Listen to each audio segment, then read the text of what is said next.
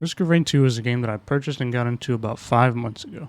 And every time I play it, I think to myself, why didn't I play this earlier? This game initially released in early access back in March of 2019 until eventually fully releasing in 2020 on August 11th. And every time I think about that, I regret not jumping into this game earlier because that's months or potentially years if you count early access that I missed out on playing this absolute masterpiece of a game.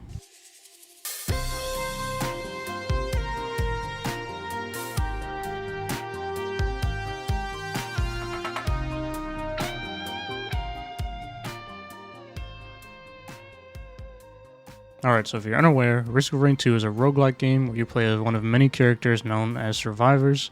Each of these survivors have their own unique abilities and playstyles. In a true roguelike fashion, you start a run with nothing, and the goal is to find equipment and upgrades through chests and the like to make your character stronger, all while fighting endless enemies and progressing through levels. Now, that's pretty much the basic roguelike formula, but Risk of Rain 2 is so much more than that. Immediately as you're dropped in, you're greeted with a timer in the top right of the screen that's not only there to display how long your run is, but it also shows the current difficulty level of your run. In Risk of Rain 2, the difficulty is constantly increasing with every second you spend in your run, which turns Risk of Rain into this constant balancing act of trying to move and progress through the levels quickly, while also searching around every part of the map to make sure you don't miss any potential upgrades. Upgrades can range from simple damage and movement buffs to bleed, fire, poison, crit, drones that shoot, drones that heal. There are so many different options and so many possible builds that you can acquire during a run. On top of the sheer number of items, each of these items individually are able to be stacked pretty much infinitely.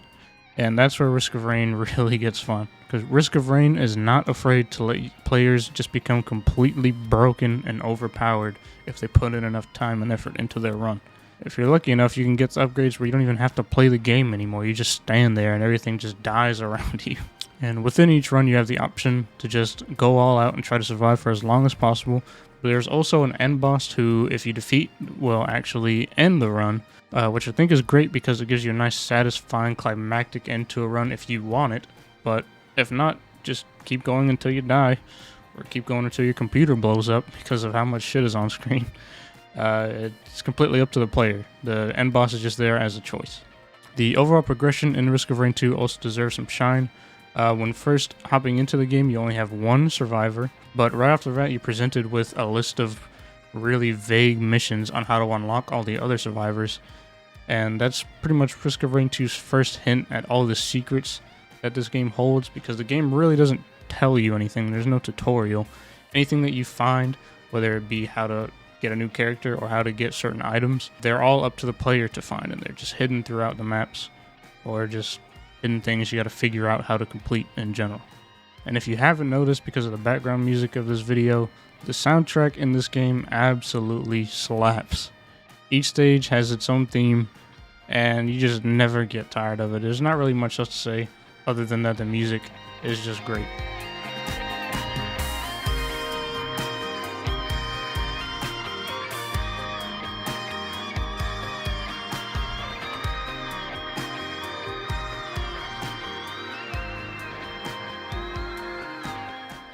Like many roguelikes, Risk of Rain 2 doesn't have a traditional story that takes place over the course of the game. Lore can be found throughout the maps and through reading descriptions of items and characters, but it definitely isn't a focal point. Not that that's a bad thing. Story is definitely not what you're coming to this game for, but if you're expecting a roguelike experience similar to something like Hades, where the narrative is a big driving force of the game, then you're not going to find that here in Risk of Rain 2. The lore and pieces of the story to put together are there, but it's definitely not a focal point. One last thing I want to talk about Risk of Rain 2 is actually not part of the Risk of Rain 2 gameplay. It's actually about the support from the developers of this game. Oppo Games are constantly supporting and updating this game, and they even have a roadmap laid out for future content to come this year. And at the time of recording this, it's been about 2 months since the release of the anniversary update, which added just so much to the game. There's an entire new Survivor Bandit, revamped to multiple of the stages, especially the final stage, a bunch of new enemies, new items. There's just so much new stuff from that recent update, and the developers have shown that they're dedicated to keep improving and adding to Risk of Rain 2. So in my opinion, The earlier you hop into this game, the better. Alrighty guys, so that was my quick little Moses Monocle review on Risk of Rain 2. I wasn't sure if I wanted to keep this in the Moses Monocle series since it is a bit of an older game, and so far with Moses Monocle I've just been trying to do newer games. So I thought about making like a separate thing for this, so let me know what you guys think in the comments.